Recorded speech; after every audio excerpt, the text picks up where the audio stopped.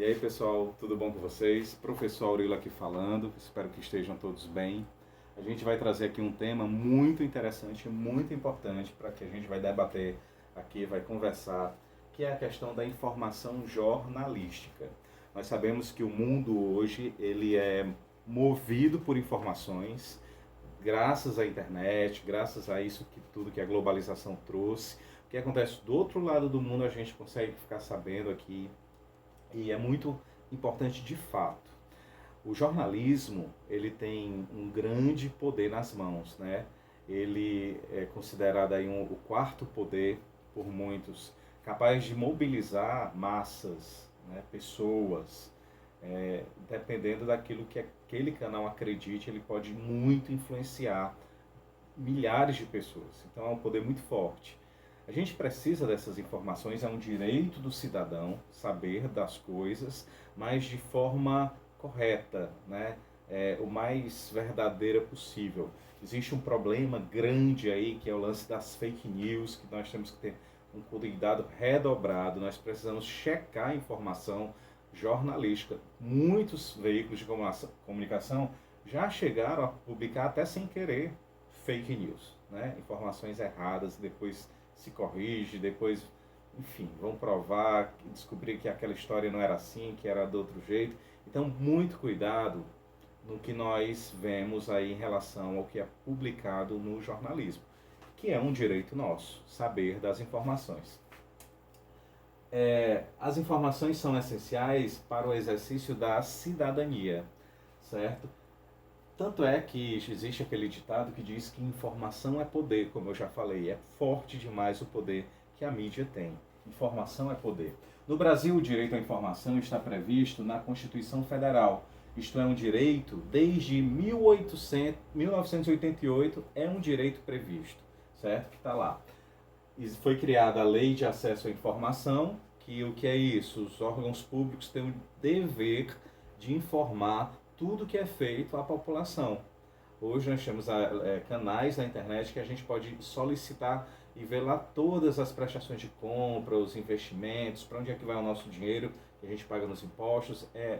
Onde entra aqui essa lei, né? A Lei de Acesso à Informação. Ela visa a regulamentar que a informação pública tenha de fato um espaço público e esteja acessível a qualquer pessoa, fazendo com que os órgãos públicos facilitem o acesso a esses dados, ok? Tem que ter acesso a esses dados, qualquer pessoa, qualquer cidadão. Então, assim, a gente vai falar aqui desse lance da liberdade de imprensa. A imprensa precisa ser livre, ela precisa ser independente, certo? Infelizmente, as pessoas às vezes atacam a imprensa, políticos atacam a imprensa e eles precisam deixar que os jornalistas trabalhem de forma livre, né? É o lance da liberdade de expressão, é fundamental na democracia nós termos isso. A democracia depende disso, certo? Eles não podem querer impedir a população de saber do que está acontecendo, tá? Só que aqui eu coloco uma questão, existe uma imparcialidade jornalística? Os jornalistas são imparciais? Então isso é um debate que acontece no meio das comunicações, certo? E eu diria que não existe isso. Os jornais não são imparciais, por alguns motivos. Vamos lá, tentar aqui pensar primeiro. Eles não são imparciais porque o jornalista ele tem que agradar um público daquele canal, daquela revista, certo? Daquele jornal, daquela emissora de rádio, de televisão. Ele tem um público, então ele tem que falar para ter audiência aquilo que o público quer ouvir. Imagine aqui uma situação, o jornalista tem uma revista, ele tem 4 páginas para falar sobre o jogo que vai acontecer de Brasil e Alemanha. Então assim, se ele tem 4 páginas, ele deveria usar 2 páginas para falar para o Brasil, do time brasileiro, e 2 páginas para o time alemão. Mas adivinha? Já que ele é um jornal do Brasil, ele vai falar para que público? Para o brasileiro. Ele vai encher as 4 páginas falando aí dos jogadores, do técnico, da família dos jogadores, da viagem, de tudo, certo? Do Brasil, e pouca coisa sobre o time da Alemanha. Só para vocês entenderem que depende muito do público. A imparcialidade ela já deixa de existir aí. Depende do público que o jornalista está falando. Outra coisa, o jornalista ele trabalha na emissora. Existe um dono. Qual é o pensamento daquele dono? O que é que aquele dono gosta? É lógico que ele vai tentar agradar ou vai obedecer aquilo que o seu patrão manda, certo? Então, você vê uma notícia e você vai tentar entender da empresa, que aquela empresa, por exemplo, tem que tipo de pensamento, de ideologia. Por exemplo, aquela empresa, aquele grupo de comunicação é ligado a pessoas religiosas, o dono é ligado a igrejas. Se for, ela vai ter um perfil bem mais conservador, tradicional. Então, é mais ou menos nessa linha que ela vai caminhar. Então, para você ver, por exemplo, alguma notícia hoje em dia, o que é que eu recomendo? Veja vários canais, vários meios de comunicação. Não eleja só um, o que lhe agrada, o que você simpatiza. Para você ter um juízo de valor mais completo, você tem que ver vários para formar o seu juízo de valor e não catar aquele pensamento daquela emissora, daquele jornalista, certo?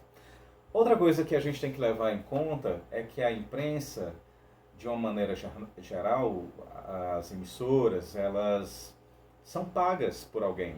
Existem grandes empresas que pagam os comerciais naquela emissora, as propagandas naquela emissora. Então, assim, também ali o jornalista acaba tendo que agradar, de certa forma, quem lhe paga. Senão ele vai perder o seu cliente maior, que é aquele que investe na empresa. Então, muito cuidado com o que se vê na televisão, na rádio.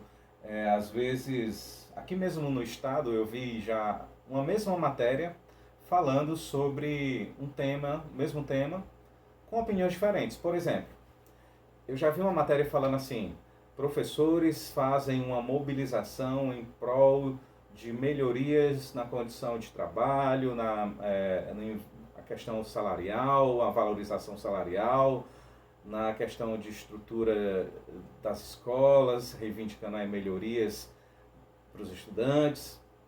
Aí, isso foi um canal. O outro canal dizia o seguinte: professores causam engarrafamento, um caos no trânsito da cidade, uma baderna. Então, assim, qual é o grupo de empresários que patrocina aquele canal que falou isso? Qual é o outro grupo que sabe quais são os objetivos por trás disso? Quais são os interesses que tem por trás dessas duas matérias? A mesma matéria com duas visões diferentes. Então nós temos que ter muito cuidado, muito cuidado.